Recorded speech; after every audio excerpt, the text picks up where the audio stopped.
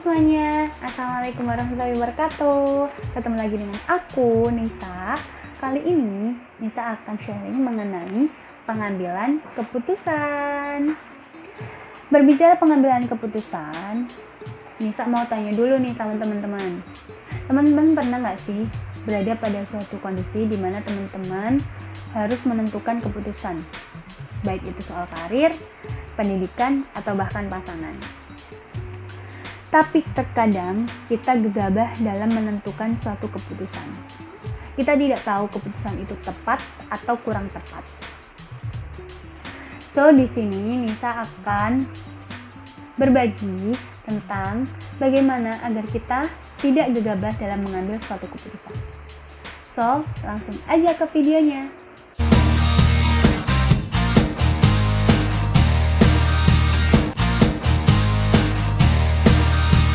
Pengambilan keputusan selalu dikaitkan dengan suatu permasalahan.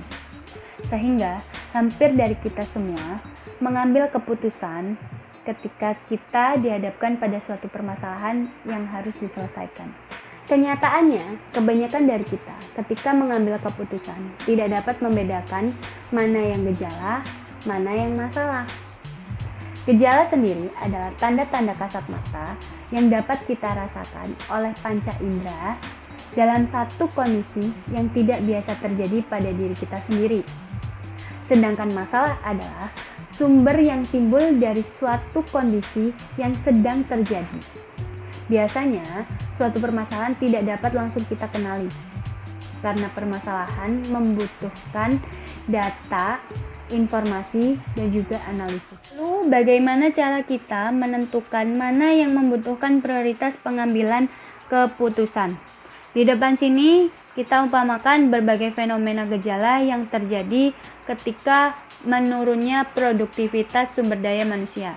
Terdapat suatu gejala yakni absensi, menganggur, motivasi kerja, dan juga kemampuan SDM.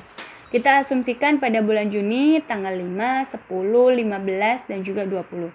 Pada tanggal 5, absensi senilai 4, menganggur 3, motivasi kerja 2, dan kemampuan SDM 2. Hingga seterusnya sampai tanggal 20. Sehingga total absensi berjumlah 14, menganggur 10, motivasi kerja 12, dan kemampuan SDM 14. Dari sini kita dapat identifikasikan bahwa gejala utama yang membutuhkan prioritas keputusan yang harus diambil oleh seorang pemimpin yakni adalah absensi dan juga kemampuan sumber daya manusia. Nah, tadi ada cara lain agar dapat memisahkan mana yang gejala dan mana yang masalah, yakni dengan diagram ikan. Dalam diagram ikan, permasalahan dalam rantai produksi umumnya dikategorikan ke dalam 8M, yaitu man, mesin, methods, material, milieu, measurement, management, and maintenance. Di sini Nisa punya contoh dari diagram ikan. Teman-teman bisa lihat dari diagram ini, gejala yang ditimbulkan yakni kecelakaan kerja. Bagaimana kecelakaan kerja ini bisa menjadi gejala? Kita dapat identifikasikan dari berbagai permasalahan yang ada. Permasalahan di sini yang telah teridentifikasikan antara lain terdiri dari bahan baku, metode, pegawai, lingkungan, dan juga mesin. Dari bahan bakunya sendiri terdiri dari limbah yang berbahaya, bahan baku yang berbau busuk, dan benda yang bersifat tajam. Lalu yang kedua adanya metode. Permasalahan metode di sini terdiri dari penanganan materi, terus struktur organisasi yang buruk, dan juga pertolongan pertama yang tidak memadai. Ada juga dari sisi pegawainya, terdiri dari permasalahan kurangnya pengetahuan, pendidikan yang buruk. Yang selanjutnya ada lingkungan. Lingkungan di sini terdiri dari lingkungan yang tidak menyenangkan dan akses yang tidak menguntungkan. Yang terakhir dari permasalahan ini yakni mesin.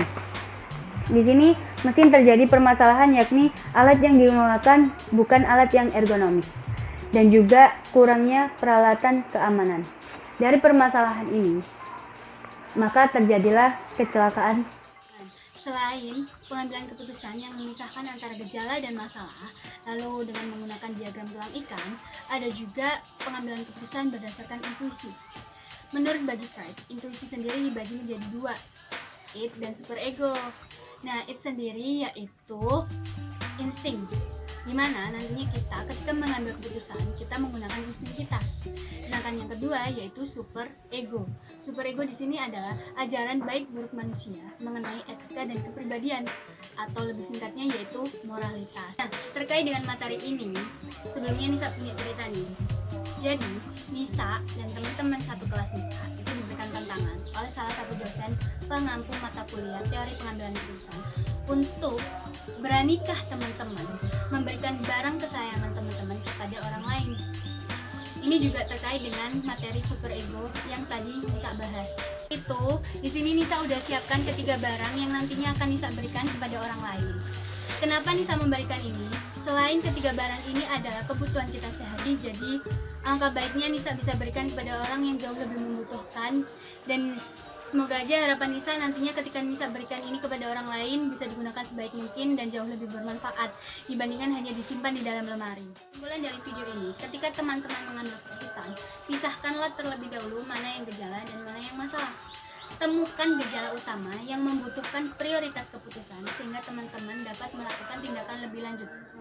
Dan kait materi superego, di sini Nisa mengajak teman-teman semuanya untuk mari sama-sama memberikan barang yang kita miliki kepada teman-teman kita yang lebih membutuhkan. Karena kebaikan tidak dilihat dari mana kita, kapan itu dilaksanakan, dan seberapa besar itu yang kita berikan.